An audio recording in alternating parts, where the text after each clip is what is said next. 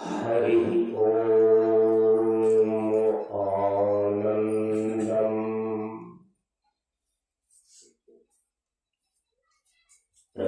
प्रशांति जीवन दर्शनम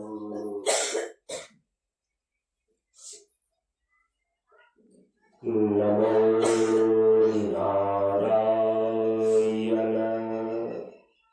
नारायणम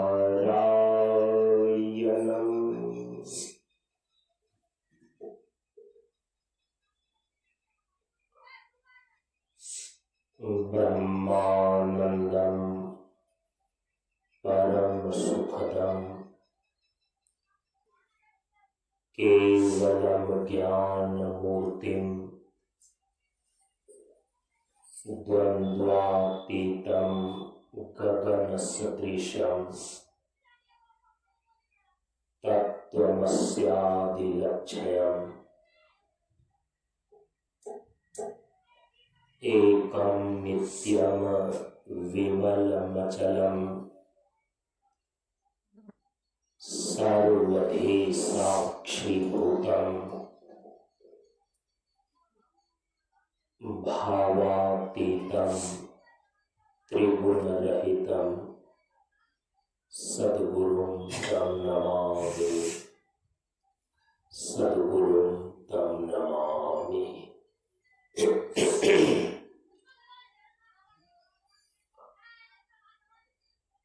ज्ञान मार्ग सत्संग के सानिध्य में उपस्थित श्रद्धालु सत्संग प्रेमियों,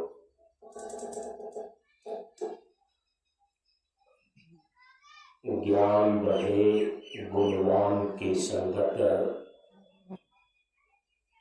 ध्यान बढ़े तपस्वी संग की नाव, बुद्धि विवेक विचार बढ़े संत सन्यासी सुसज्जन तिलाओ। इसलिए ज्ञानी वेद है ज्ञान से, व्याधा वेद है तीर,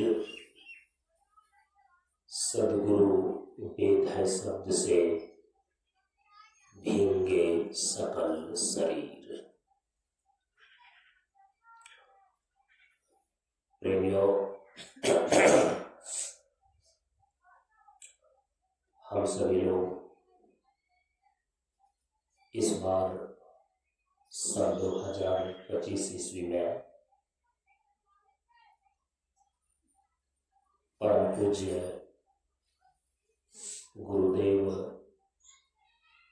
बाबा शांतानंद जी महाराज के द्वारा स्थापित मंच की श्रृंखलाओं में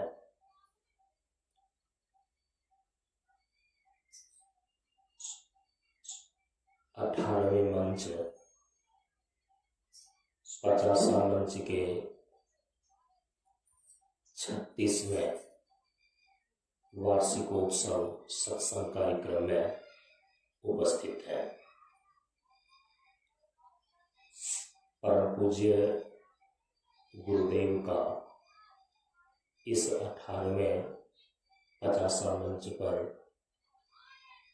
सन 1989 ईस्वी में आगमन हुआ था और अभी सन 2025 ईस्वी जो 21वीं शताब्दी का 1/4 भाग पूरा होने का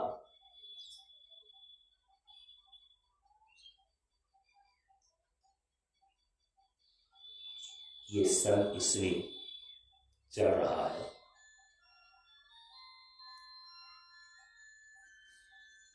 तो 1989 ईस्वी से लेकर के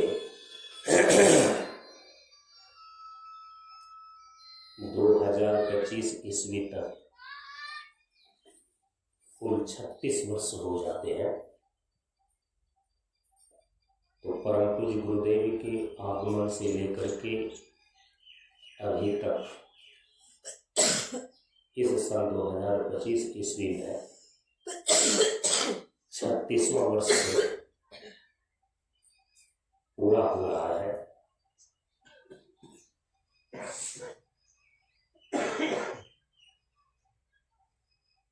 इसलिए इस बार के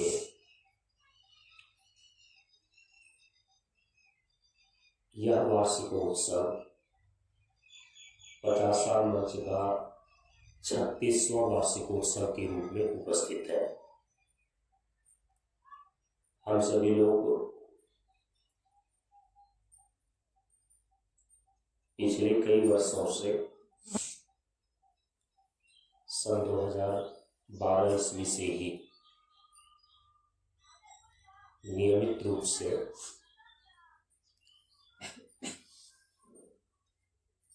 वर्ष के वार्षिकोत्सव के अवसर पर 7 दिनों का सत्संग का कार्यक्रम आयोजित करते आ रहे हैं,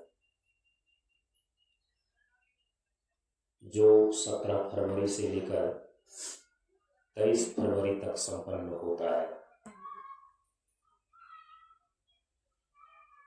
तो 50वां वर्ष के इस 36वें वार्षिकोत्सव के अवसर पर आयोजित 17 फरवरी से 23 फरवरी तक 7 दिवसीय सत्संग कार्यक्रम के आज दूसरे दिन के सत्संग में हम सभी लोग उपस्थित हैं। आप सभी लोगों को ज्ञात है कि इस बार सन 2025 ईस्वी में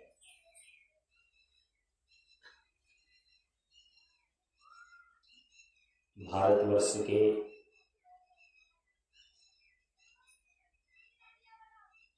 आर्यावर्त की इस भूमि पर 144 वर्ष के बाद प्रयागराज में, तीर्थराज प्रयाग में महाकुंभ का संयोग बना।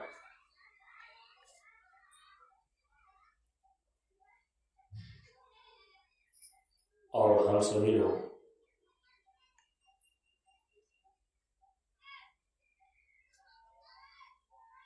प्रयागराज महाकुंभ में अमृत स्नान करके और लगभग 1 महीने का प्रवास करके, कल्पवास करके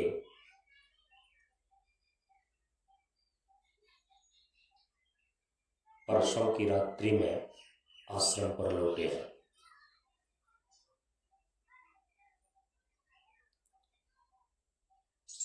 कल से यह सत्संग का कार्यक्रम आरंभ है। 17 फरवरी से 23 फरवरी को यह वार्षिकोत्सव सत्संग का कार्यक्रम पूर्णाहुति के रूप में पूरा होता है। और इस बार जो प्रतिवर्ष इस 50वां वर्ष प्रशांत योगाश्रम में महाशिवरात्रि का अनुष्ठान किया जाता है, और इस महाशिवरात्रि के अवसर पर मुख्य रूप से 3 दिनों का सत्संग, प्रवचन और अंतिम महाशिवरात्रि के दिन गुरु पादुका पूजा, हवन एवं रात्रि में रुद्राभिषेक का जो कार्यक्रम होता है, तो यह इस बार 3 दिन के रूप में महाशिवरात्रि के अवसर पर जो कार्यक्रम होना है वह 24, 25 और 26 फरवरी को संपन्न होगा। तो 17 फरवरी से लेकर के 23 फरवरी तक वार्षिकोत्सव का सत्संग कार्यक्रम, 24 से लेकर के 26 तक महाशिवरात्रि का कार्यक्रम। तो इस प्रकार से यह कार्यक्रम इस बार लगातार 17 फरवरी से लेकर के 26 फरवरी तक चलता रहेगा। 7 दिनों का सत्संग का कार्यक्रम जो प्रतिवर्ष होते हैं वार्षिकोत्सव के रूप में, वह होगा। और 3 दिनों का सत्संग का कार्यक्रम महाशिवरात्रि के अनुष्ठान पर जो प्रतिवर्ष होता है वह होगा। तो 7 दिन और 3 दिन कुल मिलाकर के लगातार 10 दिनों का यह कार्यक्रम इस बार यहाँ पर संपन्न होगा।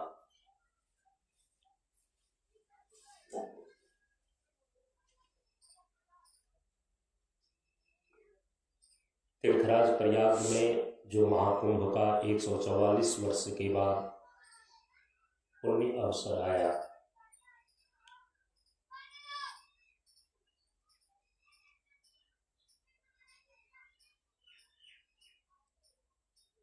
शांतानंद मिशन प्रशांत परिवार से बहुत से सारे श्रद्धालुओं को, साधकों को, भक्तों को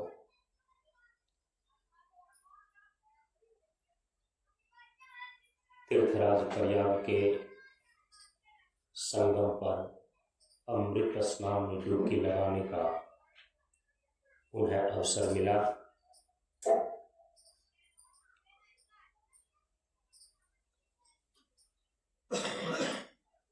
और जिन लोगों को भौतिक, शारीरिक और व्यवहारिक धरातल पर साक्षात रूप से अमृत स्नान में डुबकी लगाने का अवसर प्राप्त नहीं हो सका, यदि उनके हृदय में श्रद्धा हो, विश्वास हो, शास्त्र इस चीज को प्रमाणित करता है, वह मानसिक स्तर पर भी इस चीज का लाभ प्राप्त कर सकता है। लगभग 50 करोड़ व्यक्तियों ने महाकुंभ के अवसर पर अब तक स्नान कर चुका है और 26 फरवरी तक महाशिवरात्रि के समय तक स्नान करने का समय है। अभी भी लोग स्नान करने के लिए जा रहे हैं।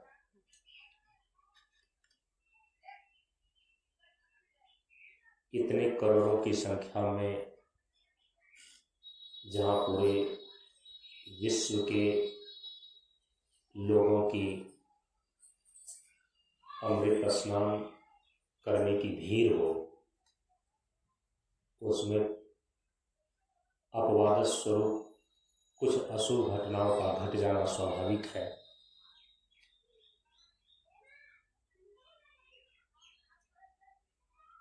चाहे व्यवस्थाएं कितनी ही चुस्त दुरुस्त क्यों न हो, जो भीड़ होती है, भीड़ में सभी व्यक्ति एक समझ वाले नहीं होते, तो कुछ नासमझी और मूर्खता के कारण से भी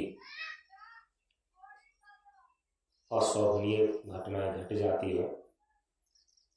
उस पर ध्यान न देते हुए पुरुष बलि नहीं होत है समय होत बलवान, जो महत्वपूर्ण समय अमृत स्नान का व्यतीत हो रहा है, जिनको अवसर मिलता है तो साक्षात रूप से शारीरिक, व्यवहारिक और भौतिक धरातल पर जाकर के उसमें स्नान करना ही चाहिए। और जिनको यह अवसर नहीं प्राप्त हो पाता है तो कम से कम श्रद्धापूर्वक मानसिक रूप से ही स्नान करना चाहिए। हम सभी लोग इस मंच से जब जल तत्व पर प्रवचन करते हैं, विचार करते हैं, तो जो जल तत्व की साधना है तो परम पूज्य गुरुदेव ने उसको 3 रूप में बतलाई है। आप सभी लोगों ने श्रवण किया है। जल तत्व की साधना यदि सर्वांगीण रूप से देखा जाता है तो जल तत्व का तात्विक दृष्टिकोण से, यौगिक दृष्टिकोण से और वेदांत के दृष्टिकोण से 3 स्तर से जब साधना की जाती है, इसको साधना की त्रिवेणी बोलते हैं।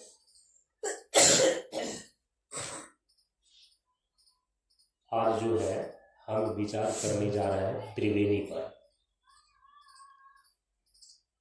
महाकुंभ के अवसर पर जो स्नान होता है उसमें भी तीर्थराज प्रयाग,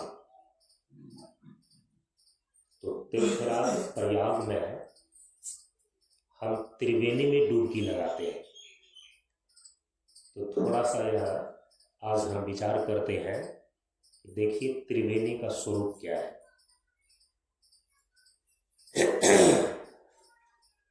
जैसे कि आप भोजन खाते हैं ना, तो भोजन खाते हैं तो भोजन के एक स्थूल रूप होता है, दूसरा सूक्ष्म रूप होता है, और तीसरा उसका कारण रूप होता है, और जो अंतिम में चतुर्थ है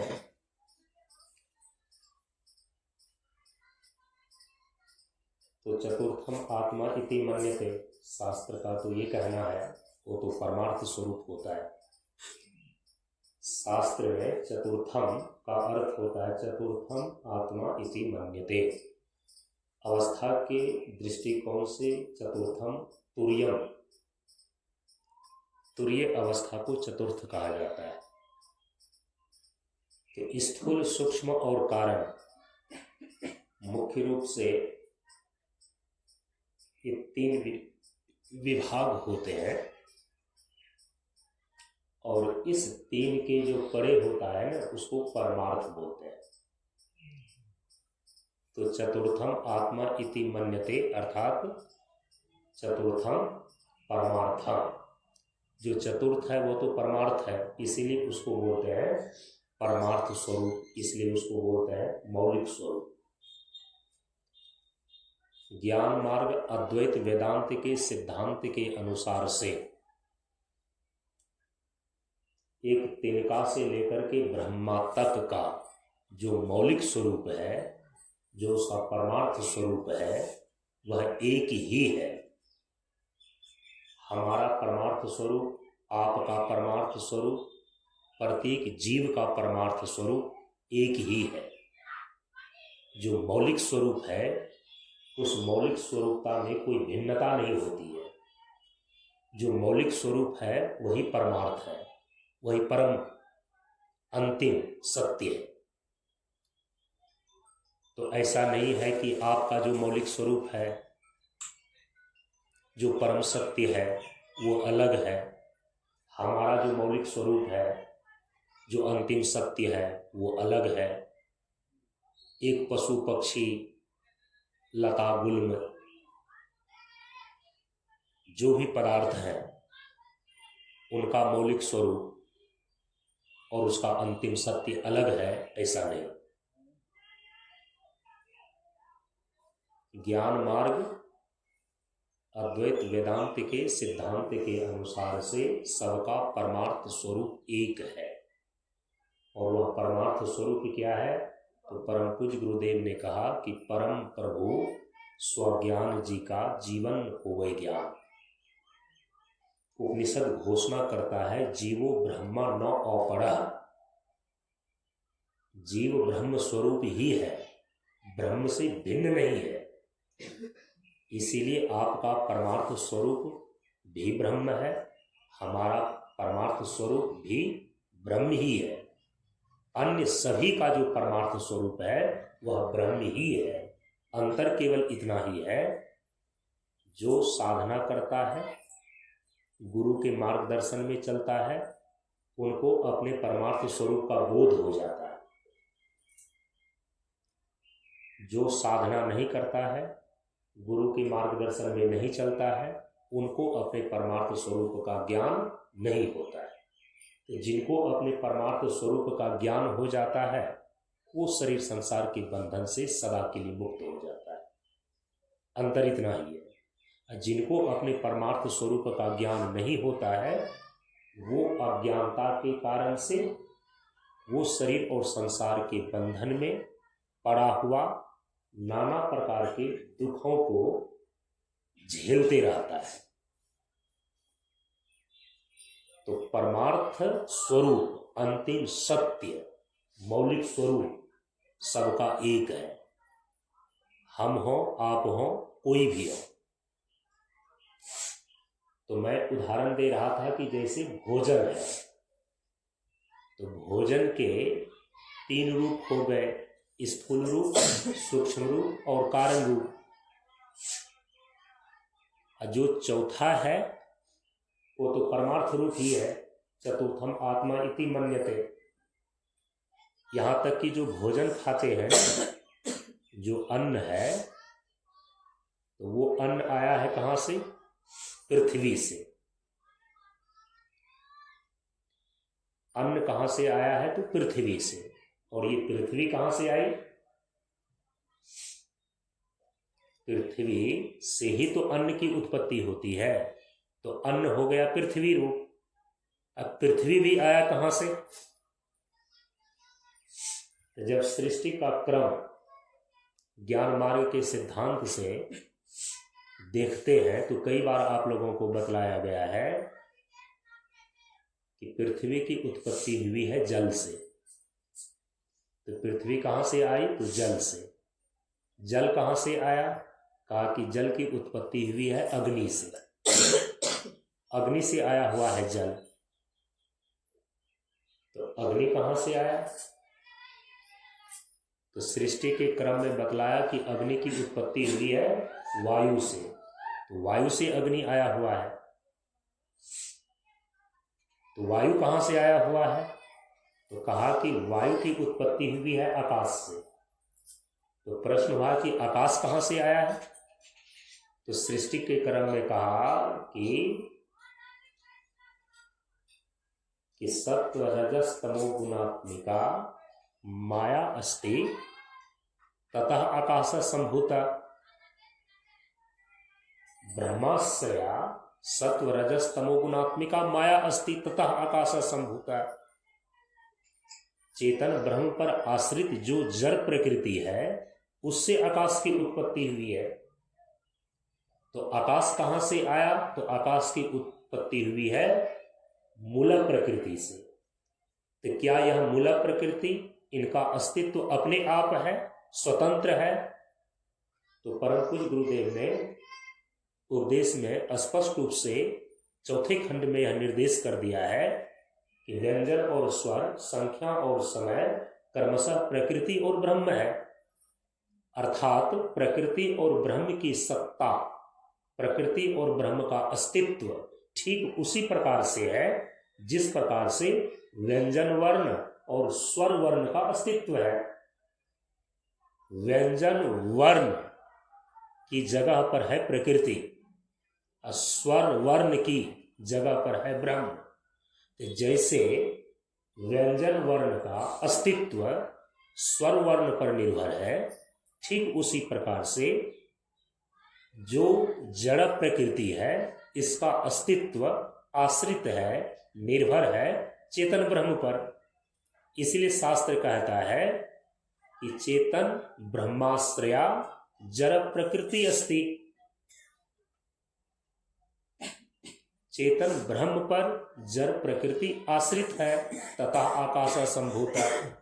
तो आकाश की उत्पत्ति होती है मूल प्रकृति से, और वह मूल प्रकृति आश्रित है चेतन ब्रह्म पर। जो जिससे उत्पन्न होता है वो उसका कारण कहलाता है, जो उत्पन्न होता है वह कार्य कहलाता है दर्शन शास्त्र की भाषा में। तो किसी भी अध्यस्त वस्तु का जो मौलिक स्वरूप होता है उसका अधिष्ठान होता है। यदि प्रकृति का अधिष्ठान चेतन ब्रह्म है तो जड़ प्रकृति अध्यस्त हो गई और अधिष्ठान चेतन ब्रह्म हो गया। तो जड़ प्रकृति अध्यस्त वस्तु का जो मौलिक स्वरूप है वह चेतन ब्रह्म सिद्ध होता है। तो इस प्रकार से जो अन्न रूप पृथ्वी है या पृथ्वी रूप अन्न है, सृष्टि क्रम के अनुसार से यदि आप देखते हैं तो ज्ञान मार्ग के सिद्धांत से क्या सिद्ध होता है कि पृथ्वी का मौलिक स्वरूप ब्रह्म ही है। इसलिए मैंने कहा ना कि किसी भी चीज का अंतिम जो पारमार्थिक स्वरूप है वह एक ही है, और वो एक क्या है? ब्रह्म। तो इसीलिए केवल समझना पड़ता है कि किसी भी वस्तु का, किसी भी व्यक्ति का सामने जो स्वरूप दिखाई दे रहा है वह किस स्तर का है। वह आदि भौतिक स्वरूप है, वह आदि दैविक स्वरूप है, वह आदि आध्यात्मिक स्वरूप है, या कि उसका पारमार्थिक मौलिक स्वरूप है, ये देखना पड़ता है। उसी प्रकार से जब आप त्रिवेणी को समझने के लिए जाएंगे, त्रिवेणी शब्द पर जब विचार होता है तो एक त्रिवेणी का स्थूल रूप है, एक त्रिवेणी का सूक्ष्म रूप है, एक त्रिवेणी का कारण रूप है और एक त्रिवेणी का मौलिक स्वरूप है, त्रिवेणी का परमार्थ स्वरूप है। जिसको जिस चीज का जितना ज्ञान होता है, जितनी जानकारी होता है, वो उससे उतना लाभ ले लेता है। किन्हीं को स्थूल स्तर का ही लाभ है तो स्थूल स्तर से संबंध बना करके स्थूल स्तर से लाभ ले लेगा। किसी को सूक्ष्म स्तर से यदि सूक्ष्म स्तर का उनको ज्ञान है, सूक्ष्म स्तर की जानकारी है, तो सूक्ष्म स्तर से संबंध बना करके सूक्ष्म स्तर से भी लाभ ले लेगा। किन्हीं को कारण स्तर का ज्ञान है तो कारण स्तर से संबंध बना करके कारण स्तर का लाभ ले लेगा। और किन्हीं को यदि उस वस्तु का पारमार्थिक स्वरूप का ज्ञान है तो पारमार्थिक स्वरूप का ज्ञान तो परमार्थ स्तर का लाभ ले सकता है उससे। जिस महाकुंभ में हम अमृत स्नान करते हैं उसमें भी तीर्थराज प्रयाग में त्रिवेणी में डुबकी लगाई जाती है।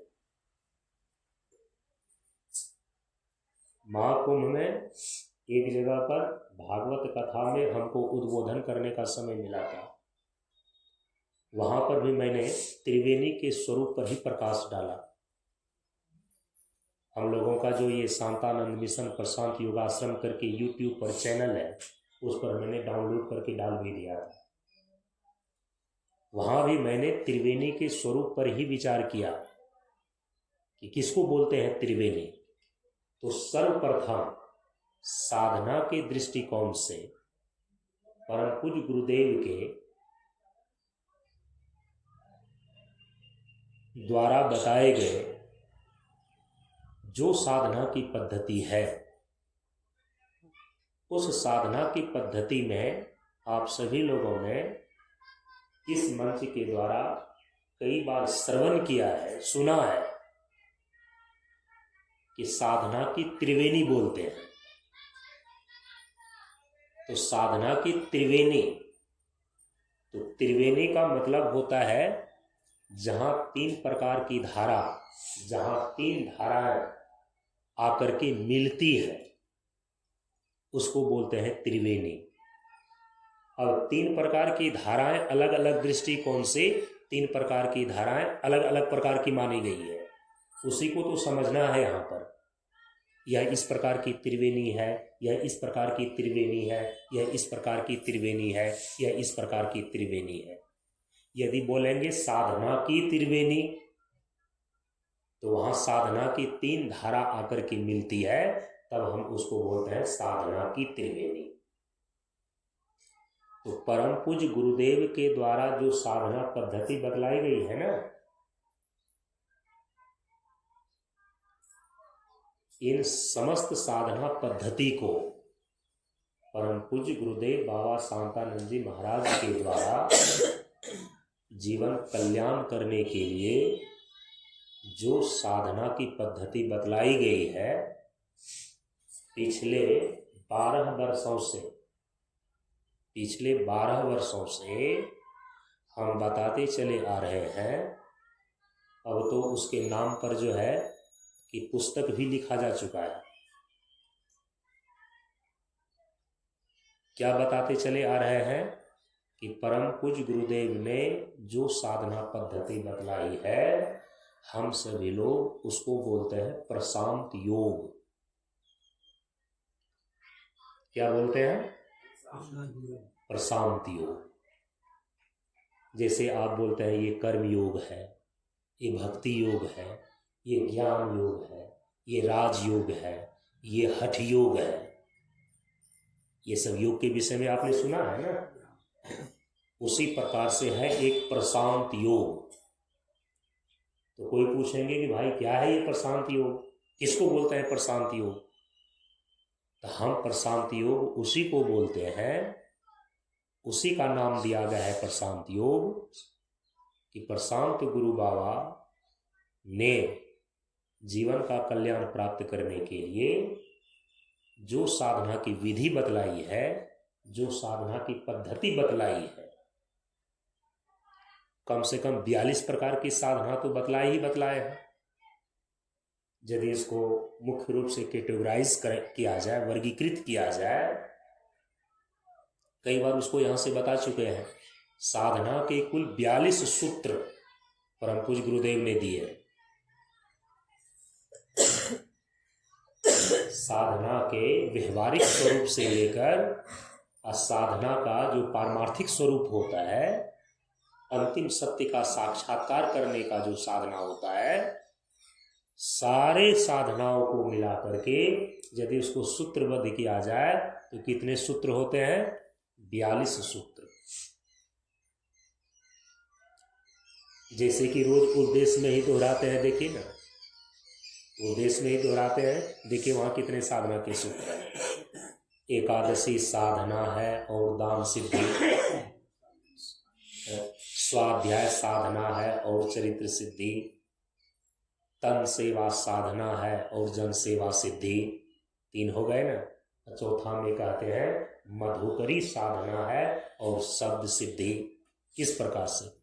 पंच तत्वों का समुचित प्रयोग और सभी इंद्रियों का संतुलित उपभोग। ब्रह्मचर्य साधना को लेकर बोल रहे हैं कि परम शक्ति उसी में सम्मिलित होती है जो ब्रह्मचर्य का अनुयायी और संवेदना का आधार होता है। योग साधना को लेकर के बोल रहे हैं कि जीवन धाराएं चले साधन संयम योग से। अद्वैत साधना को, अभेद साधना को लेकर के परम पूज्य गुरुदेव स्पष्ट निर्देश कर रहे हैं कि त्याग विवेक अभेद रहे जब आपन जीवन साधन किन्ना। ज्ञान हुआ जब शांत हुआ 2 पावों का पद्मासन, त्याग विवेक अभेद हुआ जड़ चेतन का अनुशासन। तो सारे उपदेशों में, तत्व गुण वंदना में, प्रार्थना में, कीर्तन में, शांति वंदना, शांति उपदेश, आशीर्वचन, जयकार, शांति पाठ, इन सारे के सारे चीजों में जो साधना का निर्देश परम पूज्य गुरुदेव ने दिए, एक बार मैं उसको एक जगह जो है लिख रहा था। जब उस पर नंबर बैठाना शुरू किया, क्रम देना शुरू किया, तो कुल मिलाकर के साधना के 42 सूत्र हुए। 42 सूत्र है साधना के। पंचकोश की साधना है, शतुग्नि इंद्रियों का प्रयोग करना है, कुंडलनी जागरण है तो कुंडलनी योग की साधना है। यम और नियम अध्यात्म के 2 विशिष्ट अंग है, अनुशासन और शिष्टाचार। एकाग्रता के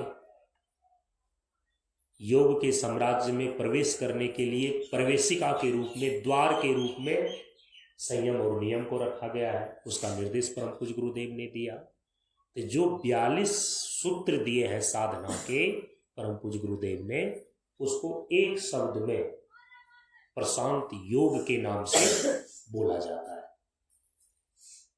प्रशांत योग माने परम पूज्य गुरुदेव बाबा शांतानंद जी महाराज के द्वारा बतलाई गई साधना पद्धति, उसको बोलते हैं प्रशांत योग। प्रशांत योग है क्या? बाबा के द्वारा बताई गई साधना पद्धति को हम लोग संज्ञा दिए हैं, नाम दिए हैं प्रशांत योग।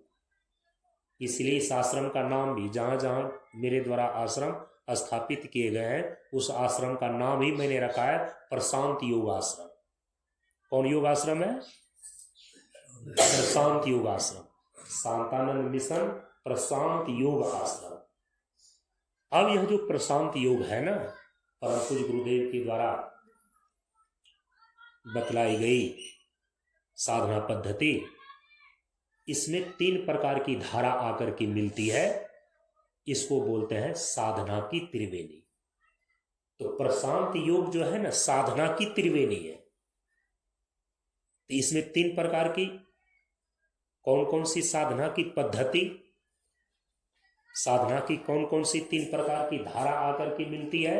एक है योग साधना, दूसरा है तत्व साधना, और तीसरा है वेदांत साधना।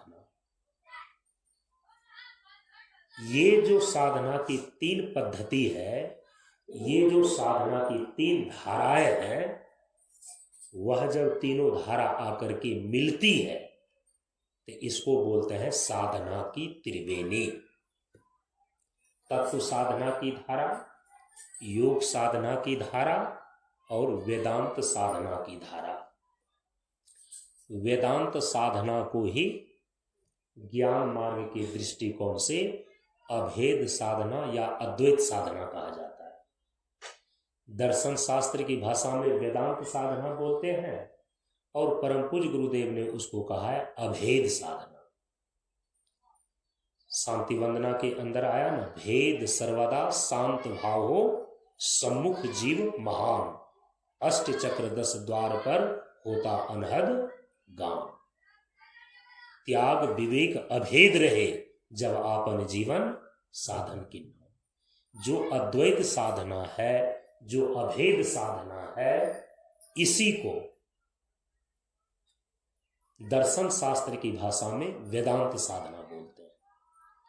योग साधना से तो परिचित ही है आप, हमेशा उसकी चर्चा होती रहती है।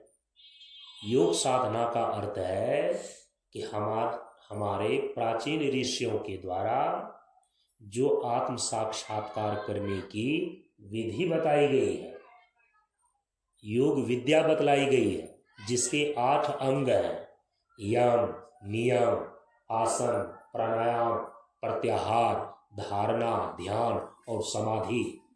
यह जो योग के 8 अंग हैं, इसी को बोलते हैं योग साधना। तीसरा जो है वो है तत्व साधना, क्योंकि साधना की त्रिवेणी में तो साधना की 3 धारा आकर के मिलेगी। तो पहली धारा हो गई वेदांत साधना, दूसरी धारा हो गई योग साधना, तो तीसरी धारा क्या है? तत्व साधना। और तत्व साधना के रूप में यहाँ तो परम पूज्य गुरुदेव ने 5 तत्वों का समुचित प्रयोग की साधना बतलाई है। तो 5 तत्वों का समुचित प्रयोग करने में तो तत्व प्रयोग की 3 विधि परम पूज्य गुरुदेव ने निर्धारित किया, स्नान, पान और ध्यान। तो वही मैं बतला रहा था कि जब जल तत्व पर हम विचार करते हैं, तो जल तत्व के प्रयोग करने में जो 3 विधि जल तत्व की साधना में जो 3 विधि बतलाई गई है, स्नान, पान और ध्यान, उसमें तो सबसे पहली विधि ही है स्नान। अब उस स्नान का जो योग है ना, स्नान का जो एक महत्वपूर्ण समय जो है ना, वो कभी कभी उपस्थित होता है। ऐसे तो एक तो यदि जानकारी न हो तो प्रतिदिन लोग स्नान ही नहीं करता है। हम लोग जो इस मंच से जुड़े हुए हैं उसमें कम से कम सभी लोग स्नान तो प्रतिदिन करते ही करते हैं। अब परम पूज्य गुरुदेव ने अपनी डायरी में, अपनी चिंतन डायरी में यह स्पष्ट रूप से लिख दिया है, उन्होंने साफ साफ ये कह दिया है कि जो प्रतिदिन स्नान नहीं करता है, समझ आना इस मंच का वो आदमी है ही नहीं। जो प्रतिदिन स्नान नहीं करता है, समझ आना इस मंच का आदमी नहीं है, इस मार्ग का अनुयायी ही नहीं है। ऐसा नियम बना करके गया है बाबा। अब उसमें भी अब देखिए, एक तो प्रतिदिन स्नान अनिवार्य हो गया। प्रतिदिन जैसे प्रतिदिन भोजन आपका अनिवार्य है, यहां तो भोजन के पहले स्नान जरूरी है, तो प्रतिदिन स्नान जरूरी हो गया। चाहे जाड़ा हो, गर्मी हो, बरसात हो, प्रतिदिन स्नान। अब उस स्नान में भी स्नान का समय प्रतिदिन जो सबसे ज्यादा महत्वपूर्ण निर्धारित किया गया, कहा कि सूर्योदय के पूर्व का स्नान। अब देखिए, पुरुष बलि नहीं होता है, समय होत बलवान। जल तत्व की साधना के अंदर जो स्नान है, एक तो प्रतिदिन स्नान करना अनिवार्य कर दिया गया, नहीं तो इस मंच का आदमी ही नहीं माना जाएगा। अब उस स्नान करने में भी सबसे ज्यादा महत्वपूर्ण प्रतिदिन जो समय निर्धारित किया गया, कहा कि यदि ब्रह्म मुहूर्त वेला में स्नान करते हो, सूर्योदय के पूर्व स्नान करते हो, तो कहा कि वो अमृत स्नान कहलाता है। बेला अमृत गया। अब देखिए, उस समय को ही चूंकि अमृत कहा गया है। किसको? ब्रह्ममुहूर्त वेला को। ब्रह्ममुहूर्त वेला को चूंकि अमृत वेला कहा गया है कि बेला अमृत गया, आलसी सो रहा बन अभागा, साथ ही सारे जगह तू न जागा। तो प्रतिदिन तो स्नान करते ही हैं, लेकिन प्रतिदिन के स्नान करने में यदि सूर्योदय के पूर्व आप स्नान कर लेते हैं, वो प्रतिदिन अमृत स्नान कहलाता है। और बाबा ने खुलकर के ये अपने चिंतन डायरी में लिखा, उपदेश में भी निर्देश किया कि जल की शीतलता, वातावरण की आर्द्रता और स्वभाव की कोमलता ही जीवनी शक्ति है। जीवन को चलाने वाला जो वाइटल फोर्स है ना, जल ही जीवन है। जल के अंदर जो जीवनी शक्ति है, वो साक्षात मनुष्य को प्राप्त हो जाता है। क्योंकि जल से बना हुआ आपके शरीर के अंदर जो 5 प्रकृत रूप है, वीर्य, खून, कफ, पसीना और पेशाब, ये पांचों के पांचों चीज शुद्ध और साफ बना रहता है शरीर में। आरोग्यता का लाभ सबसे पहले मिलता है। यहां तक कहा कि यदि भूत प्रेत ग्रह किसी प्रकार पिशाच इत्यादि का साया यदि किसी के ऊपर है, ब्रह्ममुहूर्त वेला में जो स्नान करता है, उनके ऊपर से प्रेत पिशाच इत्यादि के साए दूर हो जाते हैं। ग्रह इत्यादि का जो कुप्रभाव रहता है वह भी दूर हो जाता है, दुस्वप्न भी दूर हो जाता है। ये है अमृत बेला में अमृत स्नान करने का प्रतिदिन का फल। अब उसमें से आप लोगों को बतलाया गया था कि विशेष अवसर पर विशेष स्नान होता है। वह विशेष अवसर कभी कभी आता है। अब पूरे वर्ष भर के अंदर वह जो विशेष अवसर है, परम पूज्य गुरुदेव ने विशेष साधना के अंदर बरसात साधना को लेकर के कहा कि वर्षा ऋतु में 15 अगस्त को विशेष साधना के अंदर वर्षा साधना को परम पूज्य गुरुदेव ने निर्धारित किया। कहा कि विशेष अवसर पर जब विशेष स्नान होता है तो उसका विशेष लाभ मिलता है। प्रत्येक वर्ष के अंदर यदि आप देखें, प्रत्येक वर्ष के अंदर प्रतिदिन जो अमृत स्नान है अमृत वेला में, वो तो स्पष्ट हो गया कि ब्रह्ममुहूर्त वेला में जो स्नान कर लेता है उसको अमृत स्नान बोलते हैं। ये प्रतिदिन की बात हो गई। अब विशेष अवसर पर जो विशेष स्नान होता है, तो परम पूज्य गुरुदेव ने विशेष साधना के रूप में वर्षा साधना को लेकर के 15 अगस्त का दिन सुनिश्चित किया है। उसमें से दिव्य स्नान दिव्य स्नान माना जाता है। कब? कहा कि आकाश से बरसता हुआ जल हो, वो तो वर्षा ऋतु में आपको प्राप्त होगी। आकाश से बरसता हुआ जल हो, और यदि कदाचित उसी में सूर्य का प्रकाश भी हो, उसमें यदि कि आप स्नान करते हैं तो कहा कि वो दिव्य स्नान माना गया। आकाश से बरसता हुआ जल हो वर्षा का, और कभी कभी आपने देखा होगा कि वर्षा भी हो रही है और धूप भी उगा हुआ है, माने कि सूर्य का प्रकाश भी उसमें आ रहा है। हो सकता है 2 मिनट का, 3 मिनट का, 5 मिनट का वह क्षण हो। उस क्षण में जिसने भी स्नान कर लिया ना, कहा कि वह दिव्य स्नान कहा जाता है शास्त्र में। तो प्रतिदिन जो अमृत स्नान करने का है वो भी परम पूज्य गुरुदेव ने विधि बतला दी कि एक मां के दूध के बराबर लाभ देता है जो अमृत स्नान करता है प्रतिदिन। अमृत स्नान, अमृत वेला, ब्रह्ममुहूर्त वेला में स्नान करने को अमृत स्नान कहा गया है। विशेष स्नान विशेष अवसर पर होता है जिसको दिव्य स्नान कहा गया। और यदि प्रतिवर्ष आप देखें तो प्रतिवर्ष वर्षा ऋतु में 15 अगस्त का समय तो परम पूज्य गुरुदेव ने वर्षा साधना के लिए निर्धारित किया। उसके आगे पीछे भी किसी भी समय जब वर्षा ऋतु में वर्षा का जल बरस रहा हो आकाश से, और उस समय सूर्य का प्रकाश भी मिला हुआ हो, और उस समय यदि आप स्नान कर लेते हैं वो दिव्य स्नान कहलाता है। और वह दिव्य स्नान सारे प्रकार के चर्म रोगों को दूर कर देता है। ये तो हम केवल आपको शारीरिक लाभ बतला रहे हैं। यहां तक बताया गया है कि यदि उस दिव्य स्नान में व्यक्ति स्नान कर ले तो व्यक्ति का मिर्गी ठीक हो जाता है। उस दिव्य स्नान में यदि व्यक्ति ठीक ढंग से स्नान कर ले तो कई प्रकार की उनकी मानसिक बीमारी ठीक हो जाती है। ये तो शारीरिक और मानसिक स्तर पर आपको लाभ बतला रहे हैं। आध्यात्मिक स्तर पर भी इसके लाभ है कि जो दिव्य स्नान में स्नान करता है, अब प्रतिदिन ब्रह्ममुहूर्त वेला में जो अमृत स्नान करता है, कहा कि सहज ही उसकी कुंडलनी की शक्ति जगने लगती है। ये आध्यात्मिक स्तर का लाभ है।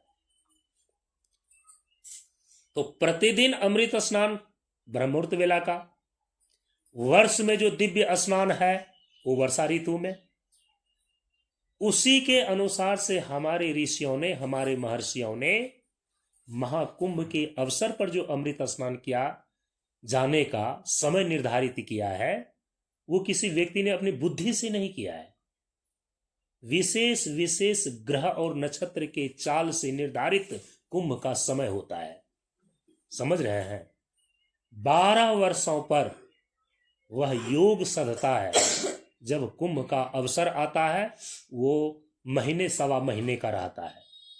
और ऐसा नहीं है कि इतने जो करोड़ों की भीड़ में जाकर के वो स्नान जाकर के करते हैं, सारे के सारे व्यक्ति ऐसे ही अंधविश्वासी हैं, ऐसा नहीं। केवल अंधविश्वासी व्यक्ति ही जाकर के डुबकी नहीं लगाते हैं। वहां बड़े बड़े ज्ञानी, बड़े बड़े ध्यानी और बड़े बड़े तपस्वी लोग भी होते हैं। आपसे ज्यादा विचारवान है, आपसे ज्यादा विवेकमान है, आपसे ज्यादा बुद्धिमान है, वहां जाकर के उस अवसर पर वो भी डुबकी लगाते हैं। चाहे जगत गुरु शंकराचार्य हो, चाहे बड़े से बड़े हस्ती वाले व्यक्ति हो, लेकिन वो भी इस चीज को जानते हैं कि यदि 12 वर्षों पर यह संजोग बना है तो पुरुष बलि नहीं होता है, समय होत बलवान। इस अवसर को चूकना नहीं है। उस त्रिवेणी में जाकर वो भी डुबकी लगाते हैं। तो जो अमृत काल का अमृत योग बनता है महाकुंभ का, वह 12 वर्षों पर जाकर के बनता है। और 12 वर्ष पर एक बार वह योग बना, महाअमृत काल उसको बोलते हैं। महाअमृत काल 12 वर्षों पर एक बार वह योग बनता है। ग्रह नक्षत्र और उपग्रह के विशिष्ट चाल उसमें बताया गया कि सूर्य इस मेष राशि में, सिंह राशि में यहाँ पर हो तो यहाँ पर कुंभ लगेगा। तो भारतवर्ष में 4 जगह कुंभ लगते हैं। और वो 4 जगह कौन कौन है? एक तो हम लोगों के नजदीक सबसे जो है वो तीर्थराज प्रयाग है, जो कि संगम के तट पर लगता है कुंभ। और दूसरा है हरिद्वार, दूसरा जगह जो है वो है हरिद्वार, और हरिद्वार में गंगा के तट पर कुंभ लगता है 12 वर्षों पर, वहाँ भी महाअमृत काल आता है। और तीसरा जो है वो है उज्जैन, और उज्जैन में जो है क्षिप्रा नदी के तट पर कुंभ लगता है, वहाँ भी 12 वर्षों पर महाअमृत काल का युग आता है। और चौथा जगह जो है वो है नासिक, और नासिक जो है कि गोदावरी नदी के तट पर वहाँ पर कुंभ लगता है। इस बार 2025 ईस्वी में जो महाअमृत काल स्नान का योग बना वो तीर्थराज प्रयाग में संगम के तट पर इस बार स्नान हुआ। तो 12 वर्षों पर जो यह योग बनता है इसको बोलते हैं विशेष अवसर पर विशेष स्नान।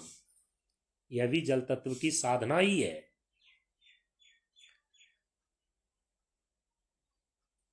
और सभी तीर्थों का राजा प्रयाग को इसीलिए कहा गया है, यों तो 4 जगह पर भारतवर्ष में कुंभ लगते हैं, 12 वर्षों पर महाअमृत काल का योग बनता है, पूर्ण कुंभ वहां पर लगते हैं।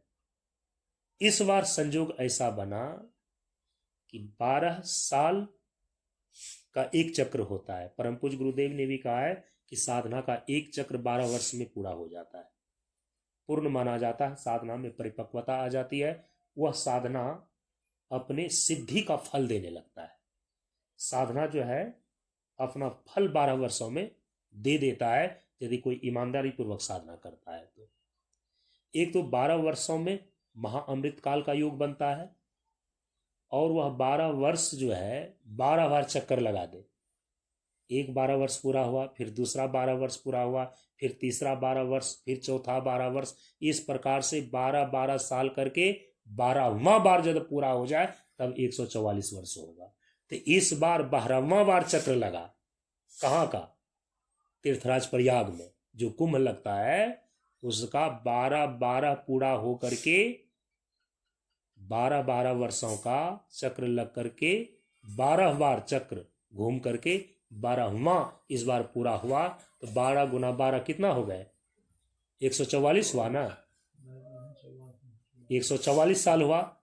तो फिर यह चक्र जो है, यह चक्र फिर 144 साल के बाद होगा। 144 जब पूरा हो गया, 144 जब यह पूरा हो गया, अब फिर एक 12, फिर दूसरा 12, फिर तीसरा 12, ऐसे करके फिर 12 तक पहुंचेगा तो 144 वर्ष में जाकर के पूरा होगा। इस वर्ष का 2025 ईस्वी का दोनों दृष्टिकोण से महत्वपूर्ण ये अमृत स्नान का समय था। दोनों महत्वपूर्ण दृष्टिकोण से एक तो 21वीं शताब्दी का 25वां वर्ष ये पूरा हो रहा है। 25 वर्ष 25 वर्ष 25 वर्ष 25 वर्ष, एक शताब्दी में 100 वर्ष होते हैं। तो 21वां शताब्दी ये चल रहा है ना, क्योंकि 2000 तो 20वीं शताब्दी तो पूरी हो गई, तो 2025 है तो 21वीं शताब्दी का 1/4 हिस्सा पूरा हो गया। और उसी अवसर पर 1/4 हिस्सा पूरा होने में 144वां वर्ष के बाद 12-12 वर्षों का जो महाअमृत काल का योग बनता है वो 12 बार चक्र पूरा होकर के 12वें चक्र की स्थिति 21वीं शताब्दी के 1/4 हिस्से में आकर के पूरा हुआ। तो कई दृष्टिकोण से जो है ये महत्वपूर्ण समय के रूप में इस बार का महाकुंभ का स्नान रहा। तो यों तो चार जगह पर लगते हैं ना कुंभ, लेकिन उसमें सबसे ज्यादा महत्वपूर्ण स्थान प्रयाग को इसलिए दिया जाता है, तीर्थराज प्रयाग इसलिए कहा जाता है कि यहाँ पर त्रिवेणी है, यहाँ 3 धाराएं आकर के मिली हुई है। भौगोलिक दृष्टिकोण से भी गंगा, यमुना और सरस्वती तीनों मिली हुई है। जहाँ 3 धाराएं आकर के मिलती है उसको बोलते हैं त्रिवेणी। और 3 धाराएं आकर के मिली हो यह केवल तीर्थराज प्रयाग में ही देखा जाता है। न उज्जैन में ऐसी स्थिति देखी जाती है कि 3 धारा आकर के मिली हो, न तो हरिद्वार में देखी जाती है कि 3 धारा आकर के मिली हो, न तो नासिक में देखी जाती है कि वहां गोदावरी में 3 धारा आकर के मिली हो। केवल तीर्थराज प्रयाग में ये चीजें देखी जा सकती है कि वहां 3 धाराएं आकर के मिली है। एक गंगा की धारा उत्तर से आकर के मिली है। अब जो लोग गए थे सबको दिखाया वहां पर, देखिए उत्तर से गंगा की धारा आकर के मिली है। पश्चिम से आकर के यमुना की धारा मिलती है। तो जहां 2 मिल जाते हैं उसको बोलते हैं संगम। 2 के मिलन को बोलते हैं संगम। जब 3 धारा आकर के मिलती है तब उसको बोलते हैं त्रिवेणी। संगम का दर्शन सब कोई कर लेता है, त्रिवेणी का दर्शन सब कोई नहीं कर पाता है। गंगा और यमुना आकर के मिला हुआ है, दोनों की जलधारा मिली हुई है। इस संगम को तो सब कोई दृष्टिगोचर कर लेता है, सबकी दृष्टि में चीजें आ जाती है। लोग कहते भी हैं कि गंगा और यमुना तो साक्षात दिखाई दे रही है, और कहते हैं कि ये त्रिवेणी है, तो तीसरी धारा तो दिखाई नहीं पड़ती है।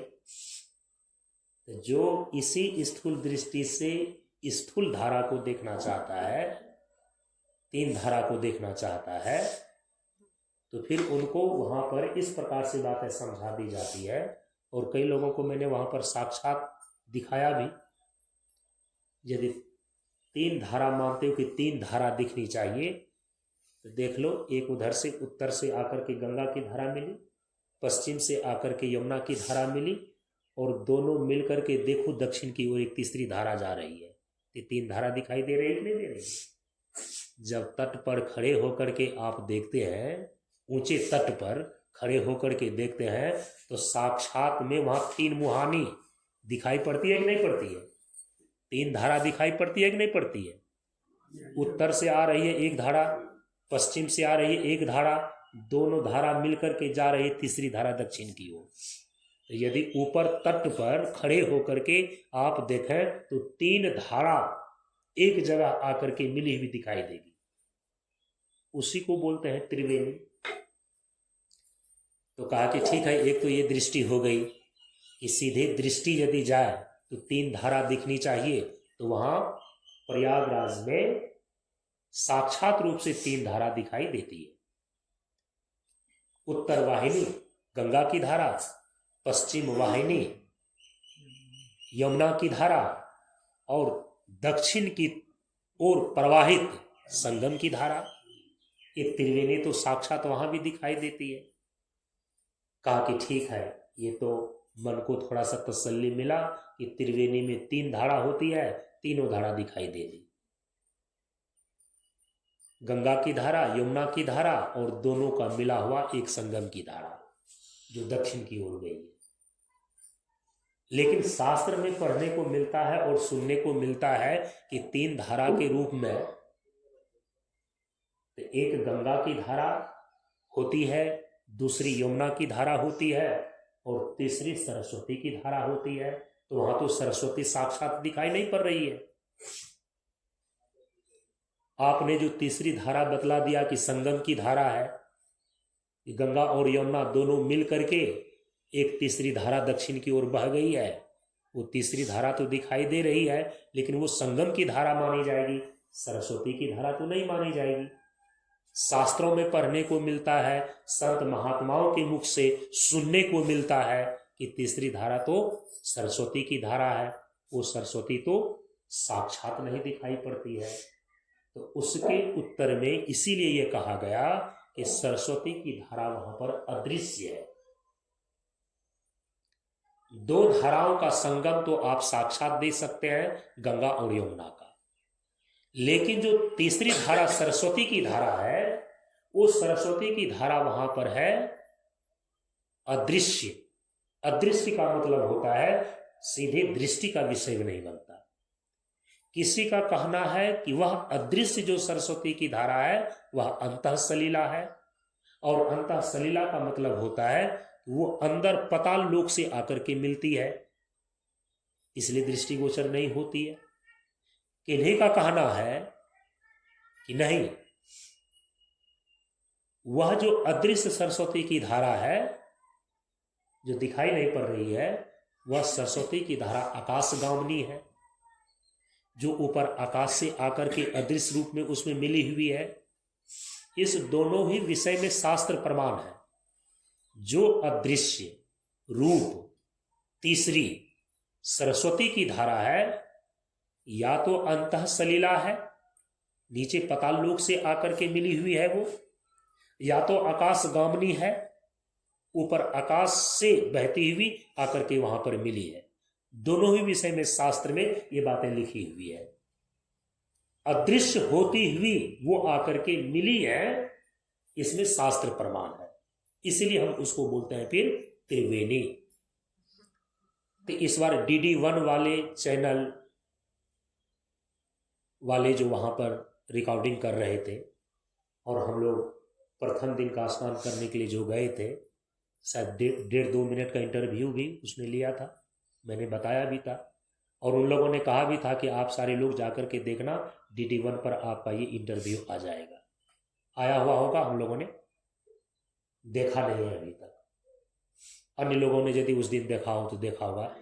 उसमें मैंने वहां पर ये बतलाया उसमें कि संगम और त्रिवेणी में अंतर क्या है। हमने कहा कि देखो, ये दो धाराएं जो आकर के मिली हुई हैं, इसको बोलते हैं संगम, जो साक्षात दिखाई दे रही है। उत्तर से आई हुई गंगा की धारा है, पश्चिम से आई हुई यमुना की धारा है, ये साक्षात दिखाई दे रही है, इसको बोलते हैं संगम। इसलिए इसको बोलते हैं संगम का तट, जहां पर स्नान कर रहे हैं। लेकिन त्रिवेणी में जो तीसरी धारा है, तीसरी धारा के रूप में जो सरस्वती की धारा है, वह तो अदृश्य है, दिखाई नहीं दे रही है। किन्हीं का कहना है कि अंतः सलीला है, पाताल लोक से आकर के मिलती है। किन्हीं का कहना है कि नहीं, वह तीसरी जो सरस्वती की धारा अदृश्य है, वह आकाशगामिनी है, ऊपर आकाश से आकर के मिलती है तो अदृश्य ही, वो तो दृष्टिगोचर नहीं हो रही है।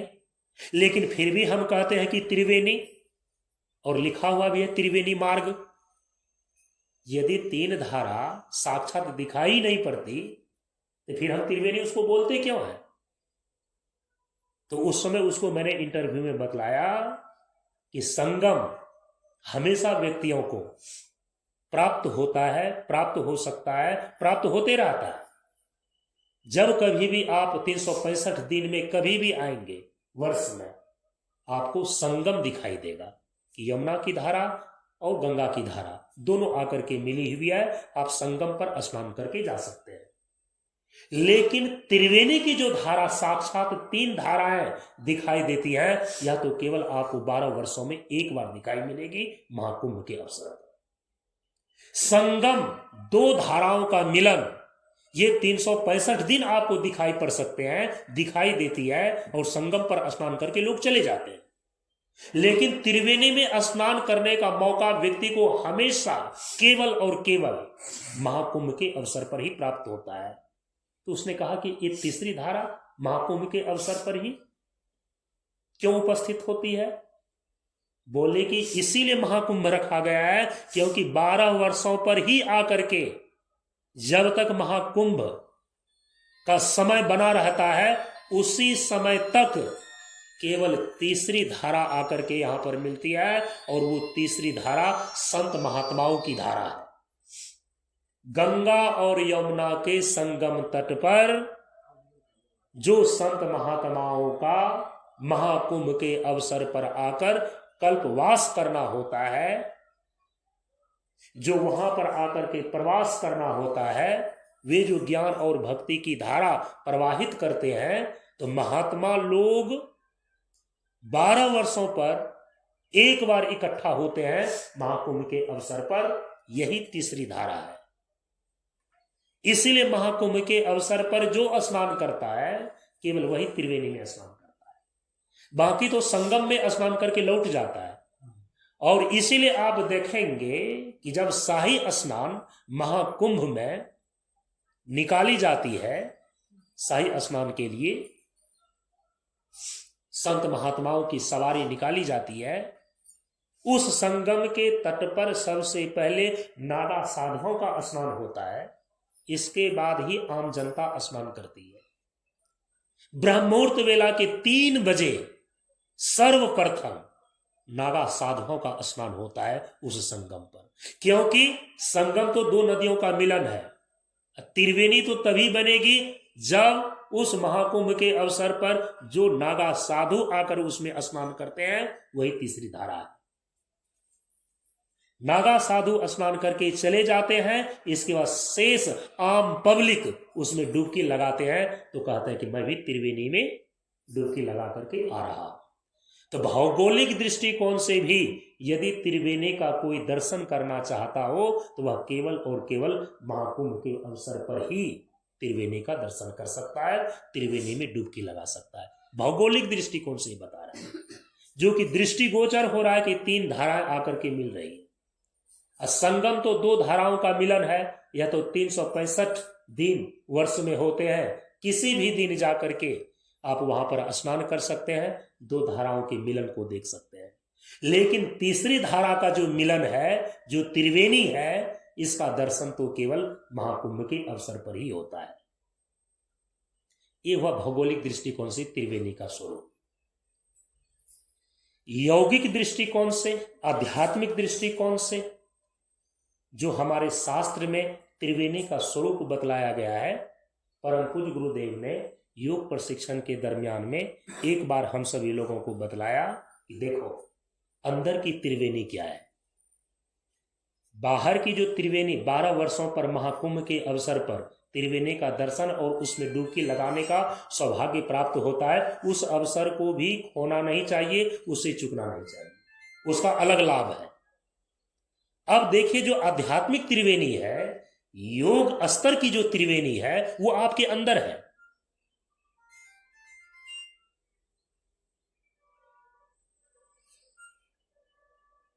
ऐसी मान्यता है कि त्रिवेणी में स्नान करने से 3 जन्मों के पाप धुल जाते हैं। त्रिवेणी में स्नान करने पर व्यक्ति के 3 जन्मों के पाप धुल जाते हैं। लेकिन जो अंदर की त्रिवेणी में डुबकी लगाता है ना, जो अपने भीतर आध्यात्मिक त्रिवेणी में डुबकी लगाता है ना, कहा कि उनके जन्मों जन्मों के पाप साफ हो जाते हैं, जन्मों जन्मों का पाप से वह मुक्त हो जाता है। बाहर की त्रिवेणी में हम डुबकी इसलिए लगाते हैं कि ताकि वहां संत महात्माओं के सानिध्य में यह जान सकें, यह समझ सकें कि हमारे अंदर की त्रिवेणी क्या है और हम अपने अंदर आध्यात्मिक त्रिवेणी में डुबकी कैसे लगा सकते हैं। बहुत सारे लोग क्या करते हैं, हड़बड़ा करके जाते हैं बस से गया, हड़बड़ा करके गया, 10-12 किलोमीटर पहले ही पार्किंग है, वहां बस को रोक दिया। अब प्रशासन तो देख ही रहे हैं, बस तो मेला के अंदर जाने नहीं देता है, संगम तक पहुंचने नहीं देता है। 10 किलोमीटर पैदल आते आते संगम तक पहुंचते पहुंचते आदमी थक जाता है, डुबकी मारा और तुरंत डुबकी मारकर फिर बस तक पहुंच गया, अब बस पर चढ़ करके घर आ गया। तो आपने केवल श्रद्धा के बल पर संगम में डुबकी मारे, जो वहां पर थोड़ा शारीरिक और मानसिक स्तर का शांति और स्फूर्ति का अनुभव हुआ। आपने त्रिवेणी में तो डुबकी मारा ही नहीं जी। अब वो संगम में डुबकी तो कभी भी लगाया जा सकता है, कभी भी लगाया जा सकता है ना। 365 दिन में किसी भी दिन जाए आप, इस भीड़ भड़का में धक्का खाने की जरूरत क्या है। यदि केवल संगम में ही 2 नदियों के मिलन, 2 नदियों के जल के मिलन में ही डुबकी मारना है तो 365 दिन में कभी भी मारा जा सकता है।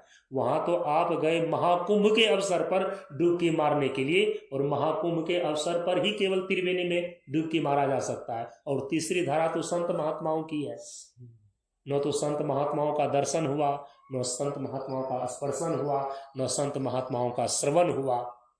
दौड़े दौड़े गए बस से और दौड़े दौड़े लौट आए, तो आपको त्रिवेणी में डुबकी लगाने का लाभ फिर प्राप्त नहीं हो सकेगा। वहां मुख्य रूप से है सरस्वती की धारा, और सरस्वती की धारा क्या है? वो ज्ञान की धारा। वो तो जब संत महात्माओं के सानिध्य में जाएंगे, उनका दर्शन करेंगे, उनके प्रवचन का श्रवण करेंगे, तब कहीं जाकर के वो ज्ञान की धारा आपके अंदर, इसलिए कहा कि वो अंतः सलीला है, वो अंतःकरण में उतरेगी। तब वहां जाकर के आपको ये पता चलेगा कि अंदर की त्रिवेणी क्या है। तब उस संत महात्माओं के प्रवचन श्रवण से आपको यह ज्ञात होता है कि अपने भीतर के आध्यात्मिक त्रिवेणी में हम डुबकी कैसे लगावें। बाहर के त्रिवेणी में जो सही ढंग से डुबकी लगाता है वो अंदर की त्रिवेणी का रास्ता पा जाता है। अंदर की त्रिवेणी क्या है? कहा कि अंदर जब तीन चीजें आकर के मिल जाती है, जहां पर मिलती है उसी को अंदर की त्रिवेणी बोलते हैं, उनको आध्यात्मिक त्रिवेणी बोलते हैं। योग दृष्टिकोण से वो त्रिवेणी कहलाती है। कौन चीज है? परम पूज्य गुरुदेव कहते हैं कि जब इंगला, पिंगला और सुषुम्ना, यौगिक दृष्टिकोण से ये जो तीन महत्वपूर्ण नाड़ी है वो यहां आज्ञा चक्र पर आकर के मिलती है। जब कुंडलनी शक्ति का जागरण होता है ना, तो बाएं तरफ से इंगला नाड़ी और दाहिने तरफ से पिंगला नाड़ी आकर के यहाँ पर आज्ञा चक्र पर मिलती है। अब मेरुदंड के बीचों बीच सुषुम्ना नाड़ी अवस्थित है। अब वही सुषुम्ना नाड़ी आकर के यहाँ पर आज्ञा चक्र पर मिली हुई है। तो बाएं तरफ से इंगला नाड़ी आई, दाहिने तरफ से पिंगला नाड़ी आई और मेरुदंड के बीचों बीच आई हुई सुषुम्ना नाड़ी। ये तीनों नाड़ी आकर के जब आज्ञा चक्र पर मिलती है तो इसी को बोलते हैं युक्त त्रिवेणी। तीनों धाराएं जब यहां आज्ञा चक्र पर आकर के मिलती है इसको बोलते हैं युक्त त्रिवेणी। जो मूलाधार चक्र है ना, यहीं से तीनों धाराएं प्रस्फुटित होती है तो उसको बोलते हैं मुक्त त्रिवेणी। मूलाधार चक्र से जब तीनों नारियां अलग अलग होकर के आगे बढ़ती हैं, इंगला नारी बाएं तरफ से, पिंगला नारी दाहिने तरफ से, और सुषुम्ना नारी मेरुदंड के बीचों बीच जब मूलाधार से चलती हैं तो इस मूलाधार पर उनकी स्थिति कहलाती है मुक्त त्रिवेणी। वही तीनों नारियां, तीनों धाराएं आकर के जब आज्ञा चक्र पर मिल जाती हैं तब इसको बोलते हैं युक्त त्रिवेणी। युक्त का मतलब होता है मिलन।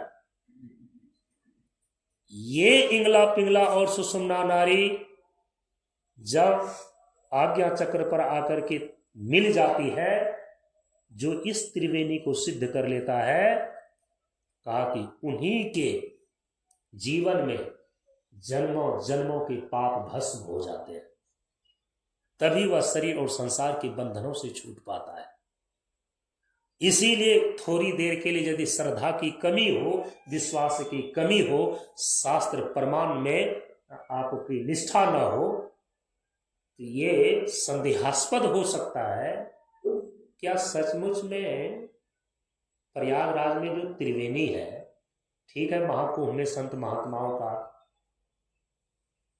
वहां पर जब प्रवास होता है, जब वो स्नान करके जाते हैं, कोई श्रद्धालु जाकर उसमें डुबकी यदि मार लेता है, क्या सचमुच में 3 जन्मों के पाप उनके नष्ट हो जाते हैं? संदेह हो सकता है, क्योंकि व्यक्ति की श्रद्धा पर, शास्त्र प्रमाण की निष्ठा पर ये सारी चीजें निर्भर करती है, वहां के नियम पर निर्भर करते हैं। आपको मालूम है कि स्नान कर लेने के बाद यदि गंगा नदी में आपने अपने कपड़े को धो लिया तो आपके जितने भी पाप साफ हुए थे फिर लद गया। नियम लिखा हुआ है। थूक और खखार भी यदि आपने स्नान करते समय फेंक दिया नदी में तो आपको त्रिवेणी में स्नान करने का लाभ नहीं मिलेगा। यदि रात में सोए हुए हैं और वही सोया हुआ कपड़ा ही पहन करके आपने जाकर के स्नान कर लिया तो त्रिवेणी में स्नान करने का लाभ नहीं मिलेगा। तो बहुत ऐसे सारे लोग हैं कि नियम का पालन ही नहीं कर पाते हैं जो कि उनको त्रिवेणी स्नान का लाभ मिल सके। यदि किसी ने पालन कर लिया तो जितने अंशों में पालन किया उतने अंशों में उसको लाभ अवश्य मिलेगा।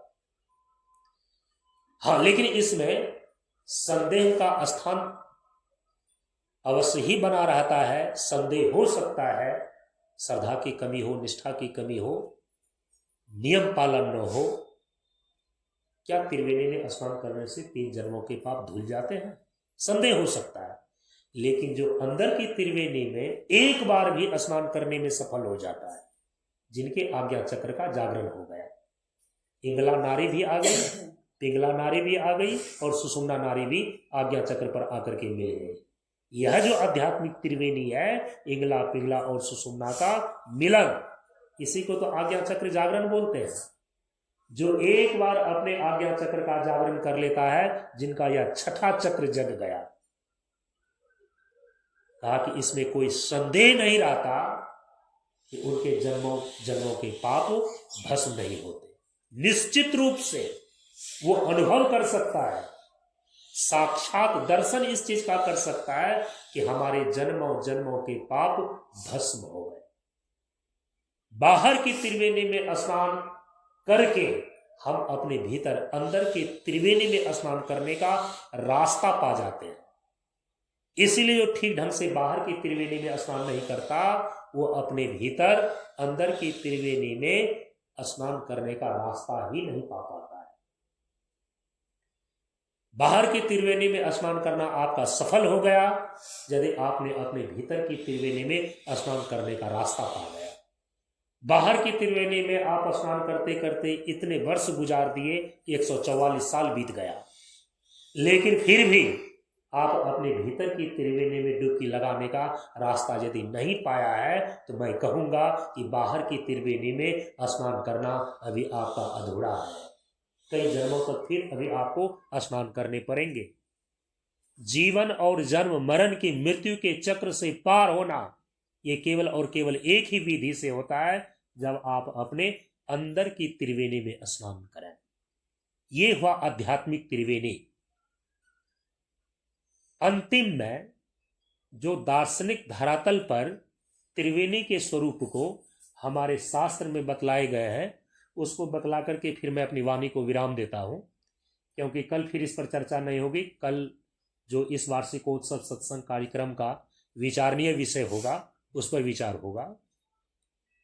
दार्शनिक दृष्टिकोण से जो त्रिवेणी हमारे शास्त्रों में सुनिश्चित किए गए हैं, देखिए, जिस त्रिवेणी में स्नान करने पर वो जन्म मृत्यु के चक्र से ही मुक्त हो जाता है,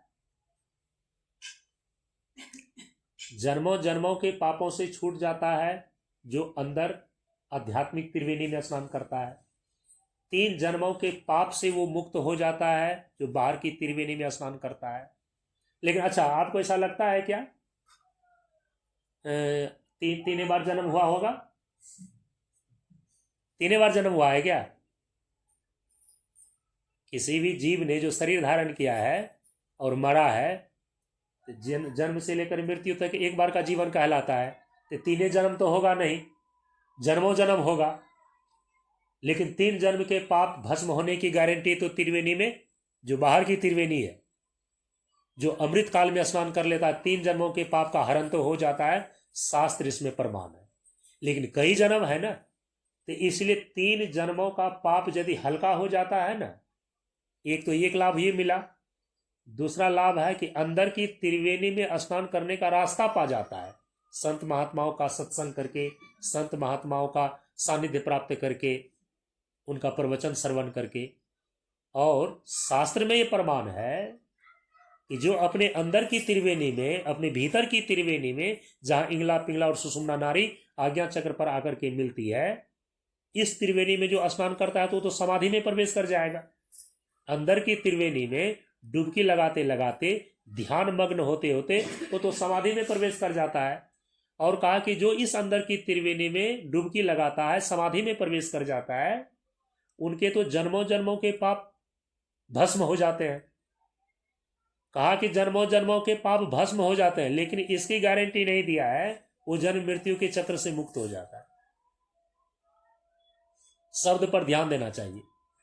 ठीक है, जन्मों जन्मों के पाप भस्म हो जाते हैं, इसीलिए समाधि के द्वारा जो जीवन मुक्ति की अवस्था को प्राप्त की जाती है ना, उसको आत्यांतिक मुक्ति नहीं मानी गई है।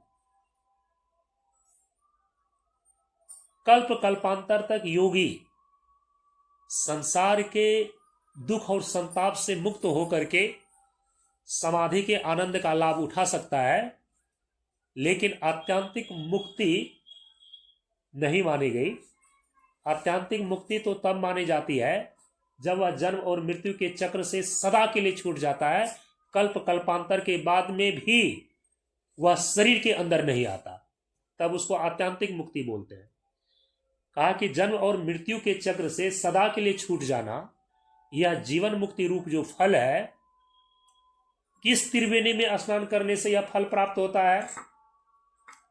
कहा कि दार्शनिक दृष्टिकोण से जो त्रिवेणी का स्वरूप है, कहा कि वह त्रिवेणी भी गंगा, यमुना और सरस्वती के तीनों धाराओं के मिलन को ही माना गया है, लेकिन उसका पारमार्थिक स्वरूप अलग अलग हो जाता है। गोस्वामी तुलसीदास जी महाराज ने अपने रामचरितमानस में देखिए क्या लिखा है। त्रिवेणी किसको बोलते हैं? जिस त्रिवेणी में स्नान करने से कोई भी जीव जन्म और मृत्यु के चक्र से सदा के लिए छूट जाता है, जीवन मुक्त हो जाता है, उस त्रिवेणी को क्या बोलते हैं? जैसे कि त्रिवेणी में तीन धाराएं, गंगा, यमुना और सरस्वती की, ये तीन धाराएं मिलती हैं तब उसको त्रिवेणी बोलते हैं। तो गंगा, यमुना और सरस्वती ये तीन ही नाम रखे गए, लेकिन किसको गंगा कहा गया, किसको यमुना कहा गया और किसको सरस्वती कहा गया? अब गोस्वामी तुलसीदास जी महाराज के शब्दों में सुनिए। रामचरितमानस में क्या लिखते हैं? राम भगति जहां सुरसरी धारा, सरसई ब्रह्म विचार प्रचारा, विधि निषेध मय कलिमल हरणी, करम कथा रवि नंदनी वर्णी। ये है दार्शनिक धरातल पर त्रिवेणी का स्वरूप। गोस्वामी तुलसीदास जी महाराज कहते हैं कि जिस त्रिवेणी में स्नान करने से कोई भी जीव जन्म और मृत्यु के चक्र से सदा के लिए छूट जाता है, आत्यांतिक मुक्ति का लाभ प्राप्त कर लेता है, वो त्रिवेणी क्या है? तो कहा कि राम भगति जहां सुरसरी धारा। सुरसरी गंगा को बोलते हैं। कहा कि जो परमात्मा की भक्ति है ना, राम भक्ति माने परमात्मा की भक्ति। भगवान शिव ने क्या कहा? सीता आदि शक्ति राम परमात्मा भवानी। माता पार्वती से भगवान शिव ने रामचरितमानस में स्पष्ट कहा कि राम कौन है और सीता कौन है। कहा कि सीता आदि शक्ति राम परमात्मा भवानी। तो राम तो परमात्मा है, तो राम भक्ति का मतलब क्या हुआ? परमात्मा की भक्ति। राम भक्ति जहां सुरसरी धारा, सुरसरी धारा का मतलब है गंगा की धारा। गंगा की धारा क्या है? कहा कि राम भक्ति, परमात्मा की भक्ति रूपी गंगा की धारा। परमात्मा की भक्ति रूपी गंगा की धारा एक। सरसई ब्रह्म विचार प्रचारा। सरसई का मतलब होता है सरस्वती। जो ब्रह्म ज्ञान है, जो ब्रह्म विचार है, यही ब्रह्म ज्ञान रूपी, यही ब्रह्म विचार रूपी सरस्वती की धारा है। ये दूसरी धारा हो गई। फिर कहते हैं कि विधि निषेध मय कलिमल हरणी। ये कलिकाल के कलिमल को ध्वंस करने वाली विधि निषेध मय जो कर्म कथा रविनंदनी बरणी। कर्म कथा का मतलब होता है विधि निषेध में जो कर्म की धारा है। रवि नंदनी का अर्थ होता है, रवि माने सूर्य, नंदनी माने बेटी, तो सूर्य पुत्री अर्थात यमुना। यमुना क्या है? ये सूर्य की पुत्री है, रवि नंदनी है। यमुना कौन है? तो रवि नंदनी है। यमुना कौन है? तो सूर्य की पुत्री है। तो ये यमुना है क्या? तो कहा कि विधि निषेध में जो कर्म है अर्थात जिसको धर्म बोलते हैं, यही यही जो है यमुना की धारा है, विधि निषेध में कर्म रूपी यमुना की धारा, परमात्मा की भक्ति रूपी गंगा की धारा एक, ब्रह्म विचार अथवा ब्रह्म ज्ञान रूपी सरस्वती की धारा दो, विधि निषेध में कर्म की धारा रूपी यमुना की धारा तीन। कहा कि इस तीनों के मिलन स्थान को त्रिवेणी बोलते हैं। इस त्रिवेणी में जो स्नान करता है, जो साधक, जो मुमुक्षु, वो जन्म मृत्यु के चक्र से सदा के लिए छूट जाता है। तो कर्म, ज्ञान और भक्ति, यही है दार्शनिक धरातल पर त्रिवेणी।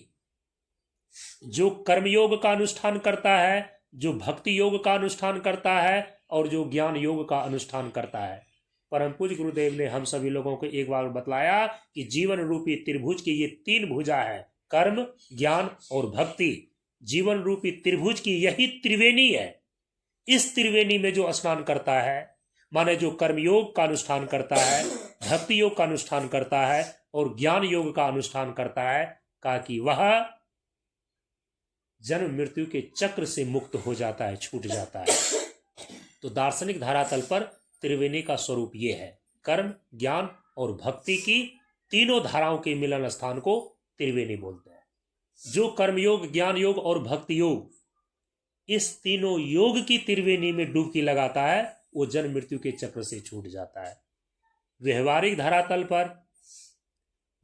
धरातल पर जो त्रिवेणी का स्वरूप है, भगवान श्री कृष्ण ने 18वें अध्याय में गीता में उसको प्रदर्शित किया।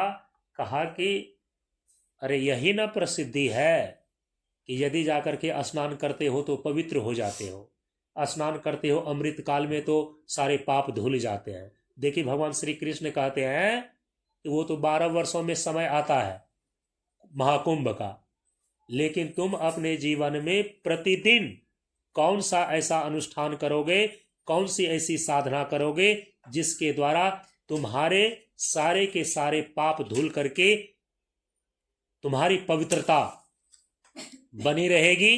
तो कहा कि वो व्यवहारिक धरातल पर त्रिवेणी है। व्यवहारिक धरातल पर त्रिवेणी के स्वरूप क्या है? भगवान ने कहा कि यज्ञ, दानम, तपस्चैव पावनानि मनीषिणाम।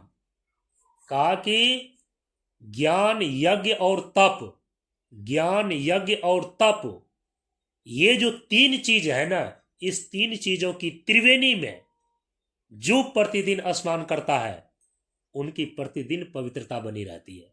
पावनानि मनीषिणाम, मनीषी लोग इसी तीनों के द्वारा स्वयं को पवित्र किए रहते हैं, स्वयं की पवित्रता को बनाए रखते हैं। किस त्रिवेणी में स्नान करके? यज्ञ, दानम, तपस्चैव। यज्ञ, दान और तप। और यदि आप महाकुंभ में जाएंगे ना, जो 5 दिन 10 दिन 1 महीना रह करके आए हैं, उन्होंने साक्षात देखा होगा इसी तीनों चीजों का प्रदर्शन। इधर यज्ञ हो रहा है और यहां तो छोटा मोटा 1-2 दिन का यज्ञ करते हैं, 1-2 गो हवन कुंड बना करके यज्ञ करते हैं। और वहां जो आप लोग यज्ञ मंडप देख करके आए हैं, उस यज्ञ मंडप के अंदर कितने कितने हवन कुंड थे? कहीं 151, कहीं 1000।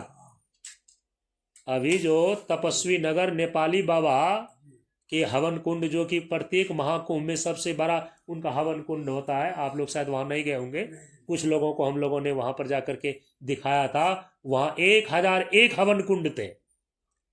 जहां पर आप लोगों को स्नान कराने के बाद हमने परिक्रमा कराया था, वहां पर 251 हवन कुंड थे। हाँ, 251 हवन कुंड थे। तो इतने बड़े बड़े वहां यज्ञ होते हैं। तो पर्यावरण और अंतःकरण की शुद्धि का जो है कि ये प्राचीन वैदिक पद्धति यज्ञ हो गया। दान, क्या दान का प्रदर्शन आप लोगों ने वहां पर देखा कि नहीं देखा? 1 दिन 2 दिन, 1 पंचायत 2 पंचायत के लोगों को यदि एक बार भोज खिला देता है ना यहाँ बाबू लोग, उसी में डींग पैतरा मारते रहता कि ये पूरे पंचायत भर के लोगों को खिला दिया।